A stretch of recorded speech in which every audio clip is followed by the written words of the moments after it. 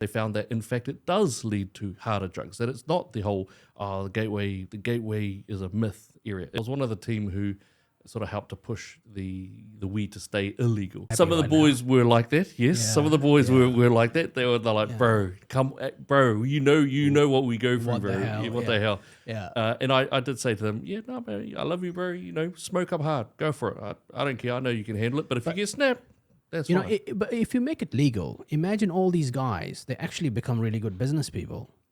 They can, Do you know what's happened overseas? they can hustle. Where? Colorado, Canada. What's happened?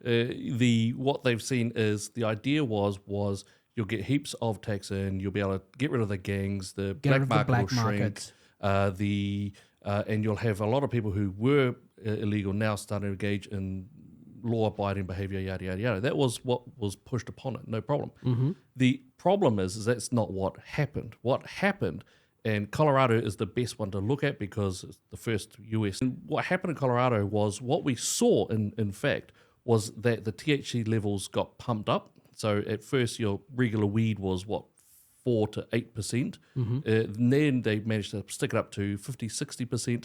And some of the edibles and the dabs, they go up to 85, 90%. So it's no longer weed or a little bit of oil burning it up. It's become this whole nother thing, this whole nother heavy drug that's been used. And under the statistics of the Colorado ones, the Mountain Rockies, they found that death has gone up Really? by car crash. The insurances from people thieving to support their habit, their legal habit. Wow. They found that the children have become more and more attuned to absenteeism and low-level crime that leads on. They found that, in fact, it does lead to harder drugs, that it's not the whole, the gateway is a myth area. I think the main problem was what was pitched to us, we knew was not going to happen, and it didn't happen. I'm thinking about the Canadian one. I think it's $4.50 for every $1. For every $1 that they get in from the tax credits and from the tax elements from selling the weed, they cost $4.5 for the social damage, which includes the man time hours for the ambulances, the insurances, the police hours, insurances, da-da-da-da-da. And this is not from some right-wing think tank.